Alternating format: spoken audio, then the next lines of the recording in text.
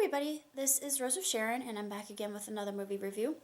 I just recently had a chance to see Dumbo, the live action version, and I have to say that I actually like it a lot better than the animated version, although there are certain aspects of the animated version that I prefer. However, I think that Tim Burton did a splendid job. It was good to see Alan Arkin in something again. It's been forever. Because the last thing that I remember him in was Argo, which is a incredible movie. But nonetheless, Mr. Arkin, he is a very versatile actor, and he can lend himself to comedic roles such as the one that he was given in Dumbo. And the movie's very intriguing. It takes place in 1919, just right before the heyday of the Roaring Twenties, and that whole motif, the Art Nouveau style, is absolutely outstanding and sensational, beautiful to look at. Just for set design alone, I think that this is a contender. Maybe I'm being far-fetched in saying that, but I would definitely give this an Oscar for set design and costume design as well. I think that their interpretation of a particular scene in the original, the pink elephant scene, sorry, spoiler, was just absolutely ingenious and brilliant.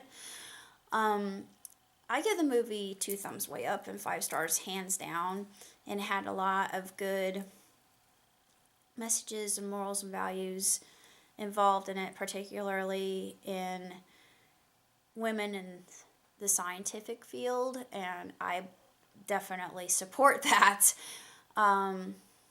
It was overt.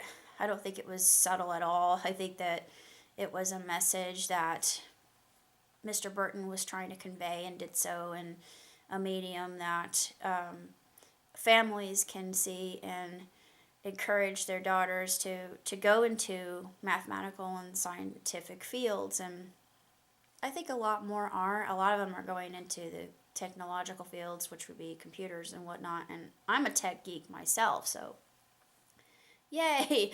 I support and applaud that highly. There were a lot of different aspects of the movie that I absolutely loved. Danny DeVito was hilarious. He was great comic relief. I thought that there were a lot of pratfall characters that were enjoyable.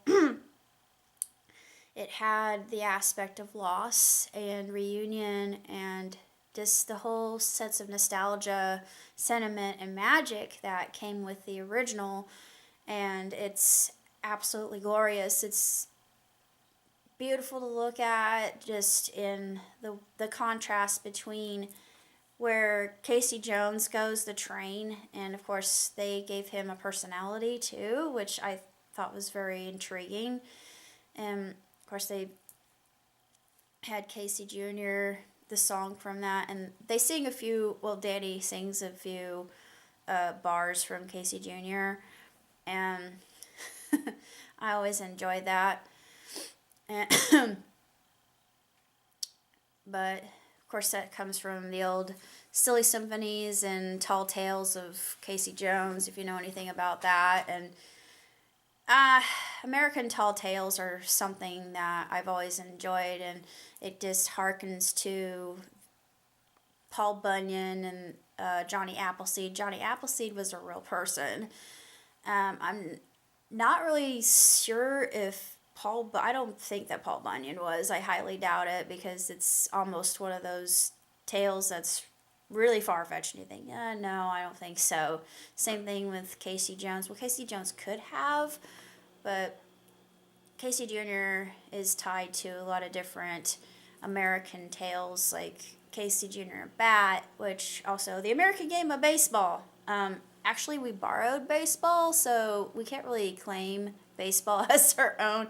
A lot of people don't like me mentioning that, but I know the origin of baseball, so I can say this. I've done my research. I know what I'm talking about. But nevertheless, I love baseball. And yes, it is officially baseball season. But beyond that, I absolutely love Dumbo, and just the way that they designed him, and it made him such a lovable character and plucky. And although he wasn't graceful, he was pretty much a klutz. And I thought, yeah, babies are like that, but he had more of a reason to be clumsy in that essence. And I could actually relate to Dumbo, and the only reason I say that is because going through grade school and middle school, high school, I was teased and hectored, just relentlessly, mocked and shocked, and my peers were not kind to me. But honestly, I could say it made me a more resilient person. I really don't care what they think or what they say, and who knows where they are today. But it brought character out in me. I know that sounds kind of counterintuitive, but I think that things like that are just, they're common. Even if we would delete that out of the schools, you're going to get bullying elsewhere, like online. It's something you can't escape. But despite that, you can overcome it with grace and eloquence and poise and tact. It's just the matter of being assertive. And I think the way Dumbo deals with it is really quite amusing in a sense. But yeah, he shows them what for. I thought, yeah, you go. But there are many different ways you can combat bullying.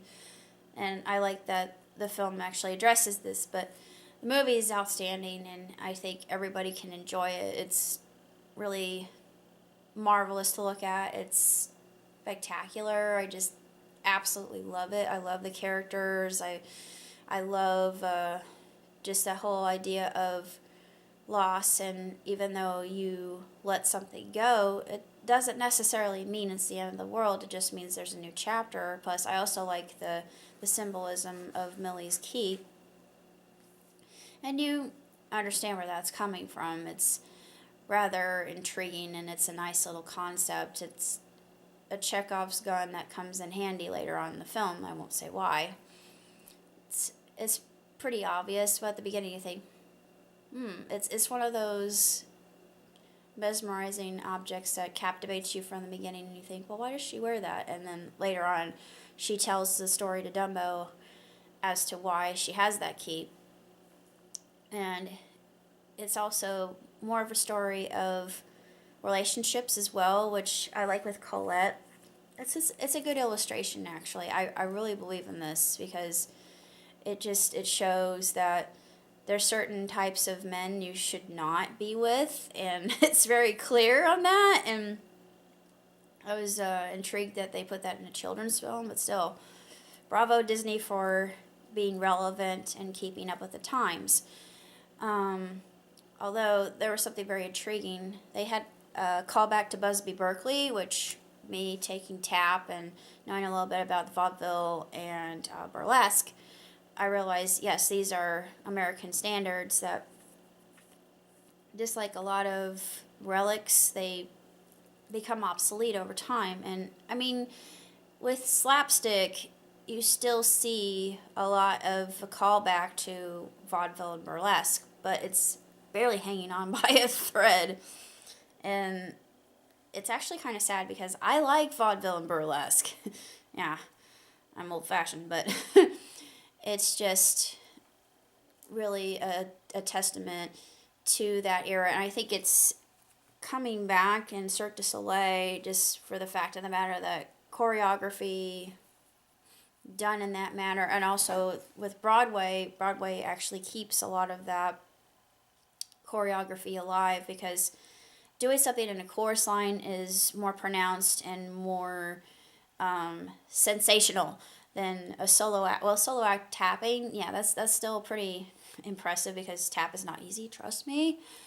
Nevertheless, seeing a group of people step in time doing a Falap and Buffalo, yeah, that's a lot of talent. But they didn't do that. They did more of a choreography set where they were synchronized, and I love stuff like that. I thought, oh yeah, this reminds me of a lot of the films I watched in tap class. But other than that, I can't really say too much about the film other than it is absolutely stellar, and everybody of all ages can enjoy it. Of course, it has that kind of dark tinge to it that Burton lends to it so very well. The ominous nature, the more creepy, eerie horror ratio that he so heftily injects at one certain point in the movie, but it adds so much. It's the enrichment. It's this certain extra flavor and spice that gives the film its distinction, I do believe. But that's all I have to say about Dumbo. So until next time, live long, prosper. Ciao, Tootsie.